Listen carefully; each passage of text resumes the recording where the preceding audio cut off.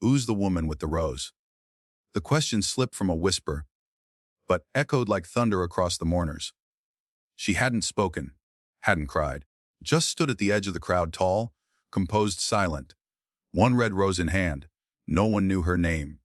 No one had seen her at the hospital, the church, or the family's home. Yet here she was, front row at Douglas Memorial Cemetery, as if she'd belonged all along. And when the final prayer ended and people bowed their heads, she moved. The crowd parted, unsure why they did, only that they should. She stepped to the casket, placed the rose, and turned to face them. "My name," she said, "is Lena Morrow. And I knew James Whitmore better than anyone here." A hush fell so deep, even the birds stopped singing. They thought they were there to bury a hero. But what Lena was about to reveal would unbury the truth he never told. "Thank you for being here." Sometimes, the smallest moments carry the greatest meaning. Today's story is one of those. Quiet, powerful, and worth remembering. If it touches your heart, feel free to share your thoughts in the comments. And if you'd like more stories like this, you're warmly invited to subscribe and tap the bell so you won't miss the next one. Now, let's take a closer look at what really happened. It started 50 years ago. Not in this town. Not in any place you'd see on a tourist map. It began on a church step in Montgomery Ridge, Alabama. The summer air thick, the shadows thicker. Lena Morrow was 24, black, widowed, and already tired of being afraid. She was organizing a sit-in, leaflets in hand. Nervous, but determined. Then came James. He wasn't from Montgomery. Wasn't from her world. Young. White. A high school teacher from Crestview who'd driven down to help. He didn't ask questions. Didn't flinch. He just stood beside her. Not behind. Not in front. Beside. They were nearly arrested that night. And again the next. But James kept showing up, even when his own father, once a town alderman, threatened to disown him. Even when the school board called his behavior reckless and unbecoming. He never backed down. And when Lena lost her younger sister to a racially charged attack just blocks from the church steps, James was the one who held her hand through the vigil. The one who didn't walk away when the world did. They weren't lovers, but they were something far deeper than most romances ever reach. They shared meals, shared grief, shared silence too. The kind you only know when you've been through something together no one else can name. He called her his sister. Not in jest. Not to be noble, but because she was. And though it was never spoken aloud in public law, Lena was the only family he had left when his own turned their backs. Years passed. James lost his job after the Selma March of 1967. The school board cited policy violations. But everyone knew what it was. Punishment. He moved to the South Side. A one-bedroom apartment. Tutored children who couldn't afford school books. Built a life not on comfort, but on conviction. He didn't talk about it. Never brought it up at community dinners. Never asked for pity. And no one in his new town, Maplewood, Georgia, ever asked. To them, James was the man who volunteered at the food bank, donated anonymously to shelter funds, spoke softly, smiled warmly. But Lena, she knew the weight behind that smile. There was one night she never forgot. Her house was firebombed, retaliation for hosting a meeting of young activists, smoke, screaming, shattered windows. 2 of her nephews had been staying over. She barely got them to the back door when headlights cut through the dark. It was James. He didn't ask what happened, didn't ask where they were going. He just opened the passenger door and said, "Get in." He drove them 60 miles that night. No destination. Just away, risked everything, again, because some things were never a question. But time has a way of sanding the edges off stories. In Maplewood, James became the town's favorite gentleman. The library had a plaque with his name. The Rotary Club toasted him every spring. But none of them knew about Selma, about the sit-ins, about the sisterhood forged under fire. They knew Mr. Whitmore, the man who always donated turkeys at Thanksgiving, not the man who once marched arm in arm with John Lewis, and that was how he wanted it. He never asked Lena to visit. Never brought her to the fundraisers or galas, not because he was ashamed, but because he knew the world wasn't ready. Still they wrote. Dozens of letters over the years.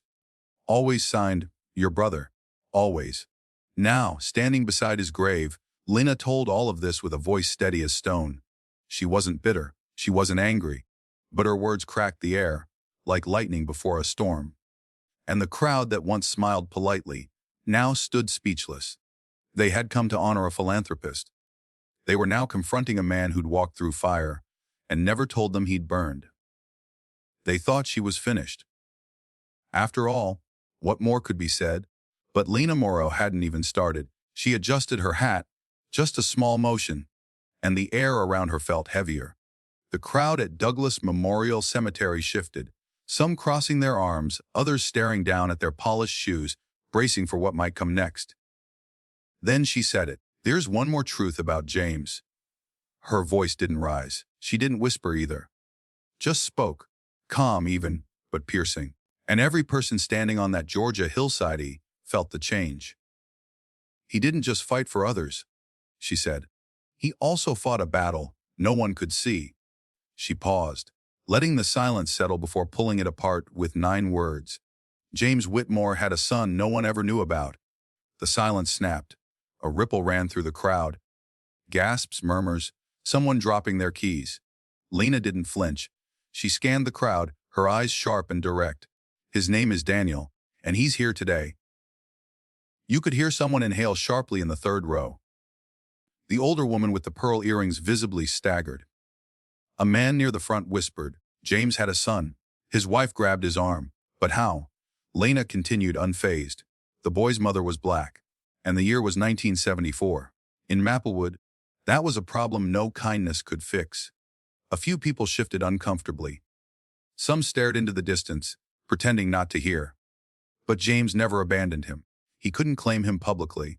Not in his school, not in this town, not with the job he wanted to keep or the friends he didn't want to lose. She paused not for drama, for truth. He chose silence to protect a child, not because he was ashamed, but because the world would have been.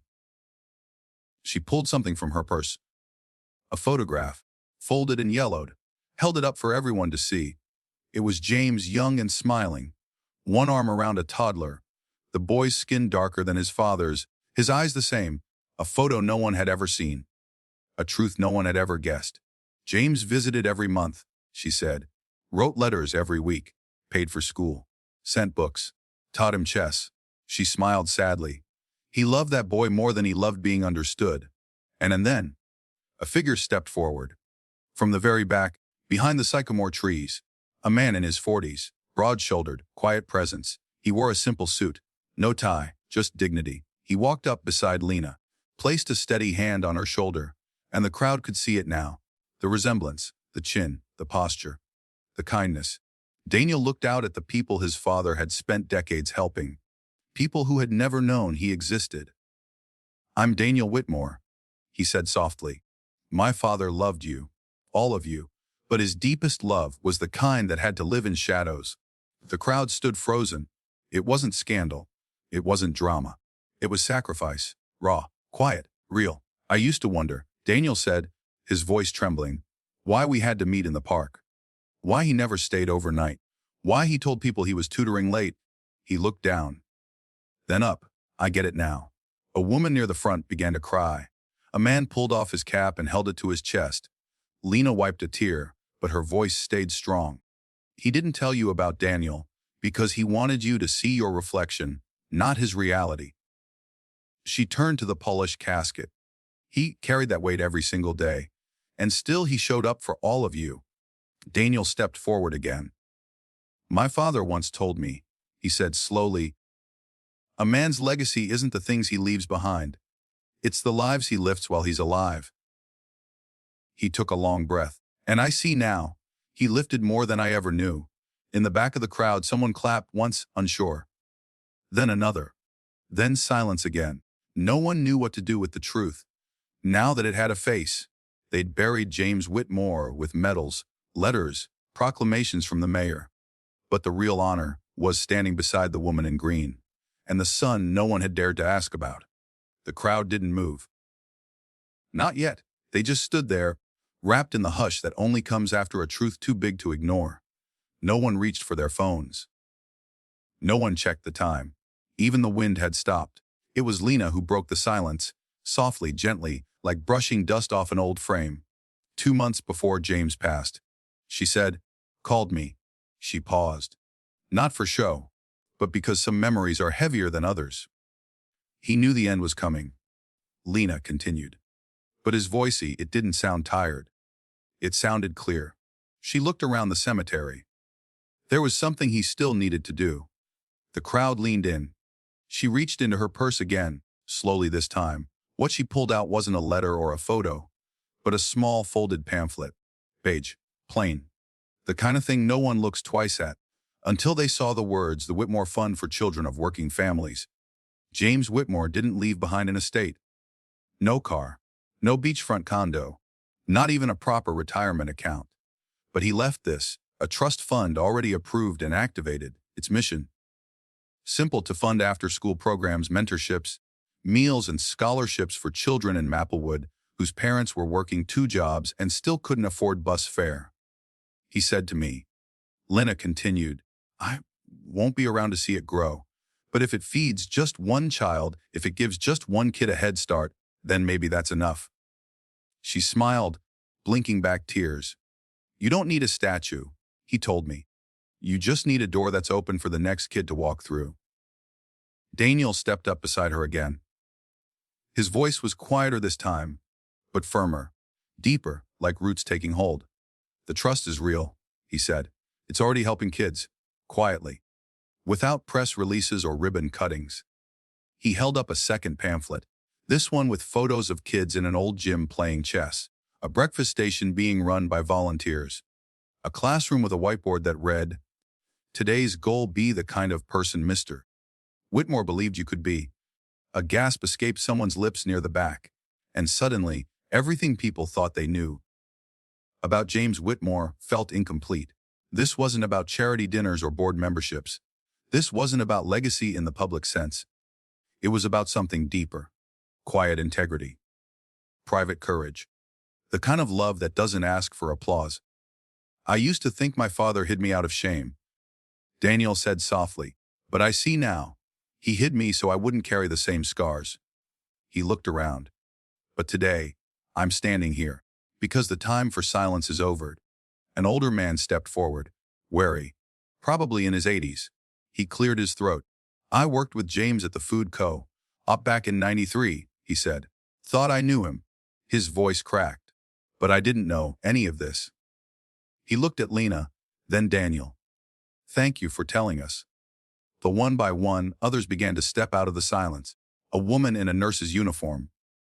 I remember he paid for my son's inhaler, she whispered. Told me it was a loan.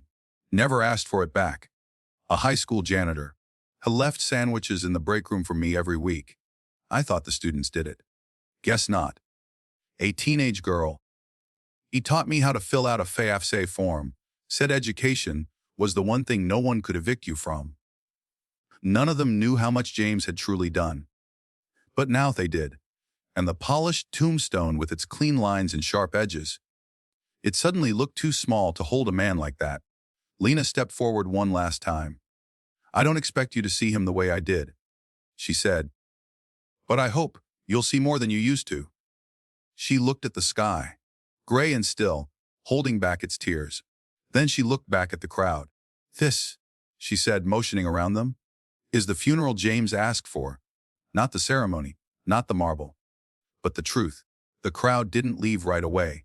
Some lingered at the edges. Others stood by the headstone in silence, hands folded, hearts still heavy. For a long time, no one said a word. Not because they had nothing to say, but because they finally understood what it meant to listen. Lena stepped back from the casket. Daniel stayed by her side, no longer hidden, no longer a question mark in someone's quiet biography. An older woman reached out to him, her voice trembling. I'm sorry, she whispered. Daniel didn't ask why. He just nodded. It's all right, he said. You didn't know. But then, gently, he added, no, you do. More people came forward, not with condolences, but with memories. The mailman recalled James fixing his flat tire one snowy evening. A Sunday school teacher remembered the anonymous donor who paid for every child's winter coat in 2010. She never knew it was James, a teenager, barely 15, spoke through tears. He bought me my first laptop. I didn't even ask. They had all been touched, lifted, helped. But none of them had seen the full picture until today. And that was the point. James never wanted to be known for his sacrifices.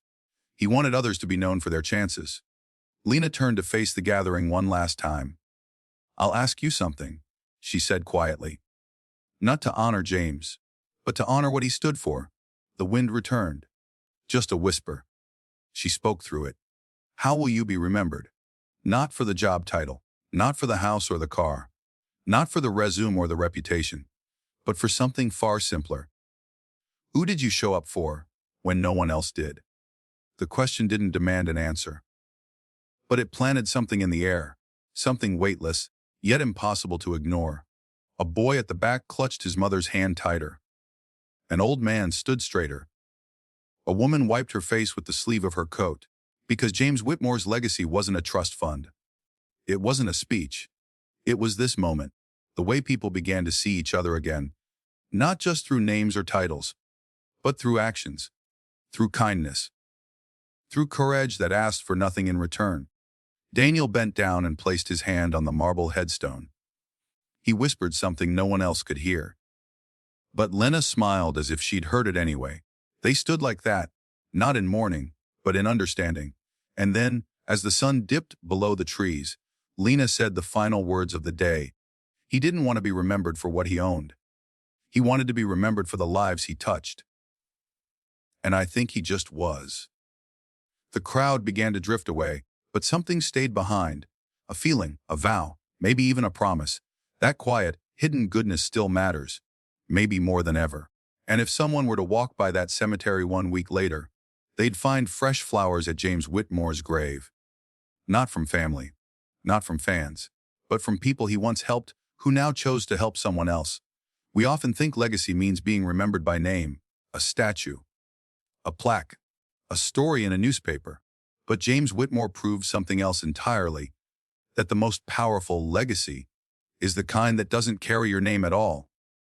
It carries your impact, the meals you gave, the child you mentored, the stranger you helped quietly, without applause. That is the measure of a life well lived. So if you're watching this, ask yourself, what door could I open for someone else? What kindness could I offer that no one will ever see, but someone will never forget? Because in the end, you don't have to be remembered by many. You only have to be remembered by the one person you helped when it mattered most. If this story touched your heart, share your thoughts in the comments.